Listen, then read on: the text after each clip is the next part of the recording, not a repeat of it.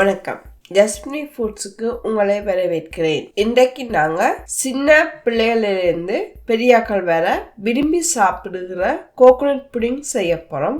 வாங்க எப்படி செய்யணும்னு பார்க்கலாம். நான் இந்த கோகோனட் புடிங்க ஜெலட்டின் பாவிக்காம அகர் பாவிச்சு செய்ய போகிறேன். நான் இந்த கோகோனட் புடிங் செய்யறதுக்கு 12 கிராம் அகரும் 350 மில்லிலிட்டர் தண்ணியும் 800 மில்லிலிட்டர் தேங்காய் பாலும் 150 கிராம் சீனியும் எடுத்திருக்கிறேன்.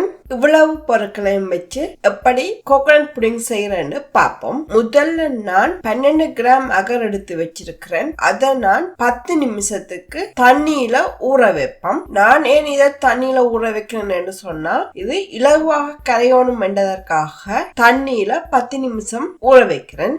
இந்த அகர் ஊறிக்கொண்டிருக்கிற நேரத்துல நாங்கள் கோகோனட் புடிங்க ஊற்றி வைப்பதற்கு தேவையான பாத்திரத்துல எண்ணெயை ஊற்றி அந்த பாத்திரம் முழுக்க எண்ணெய் படுற மாதிரி எல்லாவற்றையும் சுற்றி எண்ணெய் பூசி விடுவோம். ஏன் எண்ணெய் பூசணும்னு சொன்னா, கோகோனட் புடிங்க விடும்போது அது ஒட்டாமல் இருக்கணும் என்றதற்காகத்தான் நான் அந்த பாத்திரத்தை முழுவதும் எண்ணெயால பூசி விடுகிறேன். 10 நிமிடம் ஆயிடுச்சு. அகர் ஊற வைத்த நாங்கள் அதில் இருக்கிற தண்ணியை புளிந்து எடுப்போம்.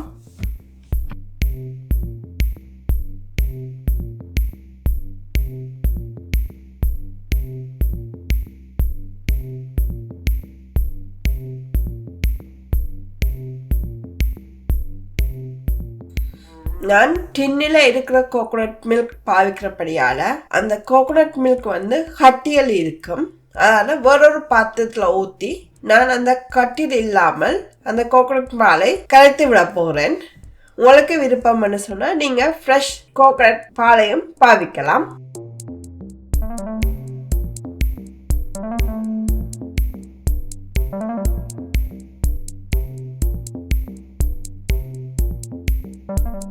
தண்ணியில ஊற வைத்து புளிந்தெடுத்த அகரை ஒரு பாத்திரத்துல போட்டு அதுக்குள்ள 350 மில்லிலிட்டர் தண்ணியை விட்டு கொதிக்க விடுவோம். அதோட 150 கிராம் சீனி எடுத்து வச்சிருக்கிறேன். அதையும் இதுக்குள்ள போட்டு நல்லா கொதிக்க விடுவோம்.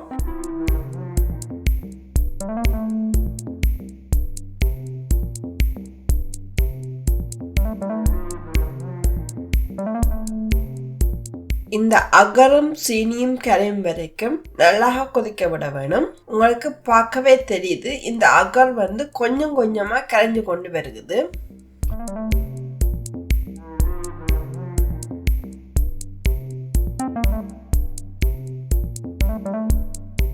அகர் எல்லாம் கரைஞ்சு முடிஞ்சுது. இனி நாங்கள் இதுக்குள்ள 800 மில்லிலிட்டர் தேங்காய் பால் எடுத்து வச்சிருக்கேன். அதை இதுக்குள்ள ஊற்றி கரைச்சி விடுவோம். இந்த தேங்காய் பால் கலவைய நல்லா கொதிக்க விட வேணும்னு அவசியம் இல்லை. கொஞ்ச நேரம் கொதிச்சா காணும். இந்த அகர் கலவையும் தேங்காய் பாலும் ஒன்றோடொன்று சேரும் வரைக்கும் கரண்டியால வடிவாக கிளறி விடுவோம். இந்த கலவை வடிவாக கலந்து முடிஞ்சது. இனி நாங்கள் வேறொரு பாத்திரத்துக்கு மாற்றுவோம். நான் ஏற்கனவே எண்ணெய் பூசி வைத்திருக்கிற பாத்திரத்துக்கு இந்த கலவைய வடிதட்டு கொண்டு வடித்து எடுப்போம்.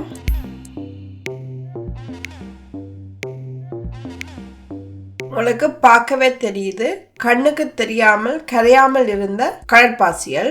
இந்த கோகோனட் புடிங்ல சின்ன சின்ன பபிள்ஸ்கள் இருக்கும். அதை கரண்டியை கொண்டு எடுத்து விடுவோம். இனி நாங்கள் இதை ஒரு பொலித்தீனால மூடி நாங்கள் 6 மணித்தியாலத்துக்கு மேல ஃப்ரிட்ஜுக்கு வைத்து விடுவோம். 6 மணித்தியாலம் ஆயிட்டு ஃப்ரிட்ஜுக்கு வைத்த கோகோனட் புடிங் எப்படி இருக்குன்னு பார்ப்போம். நல்ல வடிவாக இறுகி வந்திருக்குது.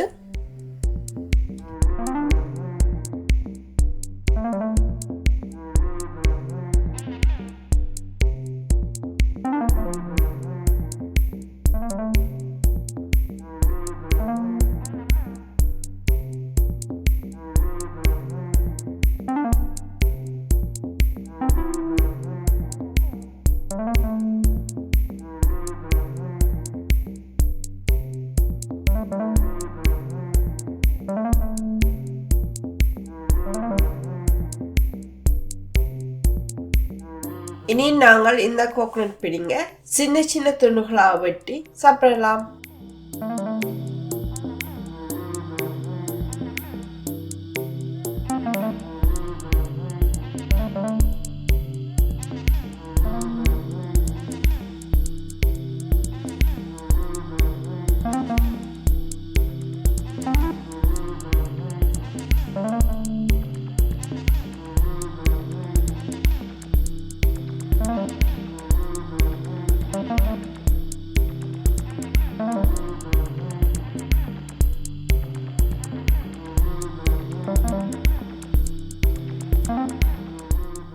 இந்த கோகனட் புடிங்க நாங்கள் சாப்பிட்டது பிறகு ஒரு டிசர்ட்டா சாப்பிட இன்னும் நல்லா இருக்கும்.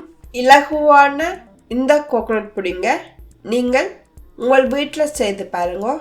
எப்படி இருக்குன்னு சொல்லி கீழே இருக்கிற கமெண்ட் செக்ஷன்ல கமெண்ட் பண்ணுங்க.